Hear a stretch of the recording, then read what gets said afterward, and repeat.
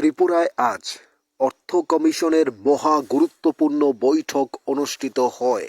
সেখানে সরকারি কর্মচারী থেকে সাধারণ জনগণ প্রত্যেকের কোন কোন বিষয়ে লাভ হতে পারে, কি চাওয়া হয়েছে ত্রিপুরার পক্ষ থেকে, শুনুন কি বলছেন ত্রিপুরা রাজ্যের গুরুত্বপূর্ণ প্রতিনিধি। সেই অর্থ কমিশনের বৈঠকে উপস্থিত ছিলেন তিনি, কি জানিয়েছেন শুনুন। আসলে ফিনান্স কমিশন তো ফিনান্স কমিশনের মতো চলে। তাদের এখানে আসার উদ্দেশ্যটা হলো ফিডব্যাক নেওয়া, কিছু ইনফরমেশন সংগ্রহ করা, যদি নতুন কোনো কিছু ইনফরমেশন পায়। আমরা কি ডিমান্ড করলাম ওইটার উপরে বেস করে ফিনান্স কমিশন কোনোদিন টাকা পয়সা দেয় না। আমাদের ডিমান্ড তার ডিমান্ড না, তাদের একটা ক্যালকুলেশন আছে, তারা সেই ক্যালকুলেশন অনুযায়ী দেয়। আমাদের বেসিক কাজটা হলো কোন কোন সেক্টরে আমাদের মনে হয় যে একটু তাদের নজর দেওয়া উচিত, এগুলি মেনশন করা। কত টাকা দেবে, কি দেবে, 200 টাকা দাও, 500 টাকা দাও, এগুলি আসলে কোনো ভ্যালু নেই। তাদের ক্যালকুলেশন আলাদা থাকেই, তাদের একটা মেথড আছে কিভাবে ক্যালকুলেট করে এটা লেট ডাউন, তারাও এটা থেকে বেশি বেরোতে পারে না। কিন্তু ইনফরমেশন ডেটা কালেকশন করে আসে মেইনলি, আর একটা কমিউনিকেট করে এই জন্য যদি কোথাও কিছু ইনফরমেশন পাওয়া যায়, that is the basic thing. তো আমাদের তরফ থেকে আমরা যেমন একটা জিনিস এখানে ভালো, যে প্রত্যেকটা পলিটিক্যাল পার্টি ত্রিপুরার জন্য টাকা চায়। কমিউনিস্ট যেভাবে চায়, বিজেপিও চায়, কংগ্রেসও চায়, সবাই, আইপিএফটি, ত্রিপুরা সবাই চায় ত্রিপুরার জন্য আর টাকা আসুক, ত্রিপুরা একটু উন্নতি হোক। এটাতে এই একটা জায়গাতে সব পার্টি একমত। এটা খুব ইন্টারেস্টিং ছিল ভেতরে, সবাই একমত। আমরাও দেখলাম যে ভালো কথা বলছে, উই সাপোর্ট।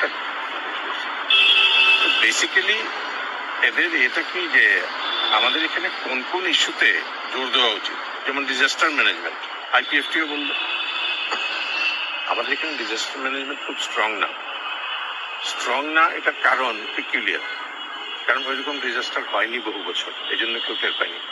কিন্তু এই অগাস্ট মাসের ফ্লাডে আমরা টের পেলাম যে আমরা we are weak in this.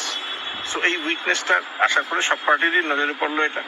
সবাই কেউ কাউ দোষ দিচ্ছে না এখানে, সবাই বলছে এটা আমাদের ইনফ্রাস্ট্রাকচারটা স্ট্রং করতে লাগবে। আমরা যেমন লিখে দিয়েছি ডিজাস্টার ম্যানেজমেন্ট আমরা কি কি করতে চাই।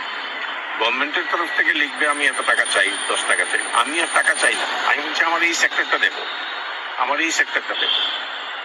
বেসিক্যালি এটাই ছিল ডিসকাশন, যে প্রত্যেকটা পলিটিক্যাল পার্টি তাদের যেটা মনে হয় ইম্পর্টেন্ট সেক্টরের দিকে নজর দেওয়া উচিত, তারা ওই সেক্টরটার কথা বলছে। আমরা লিখে আমাদের মেমোরান্ডাম দিয়েছি, তারা হয়তো এখানে পড়বে না, হয়তো অফিসে গিয়ে ফাইলে ঢুকবে, ফাইলে ঢুকলে কেউ না কেউ পড়বে, পড়লে দেখবে।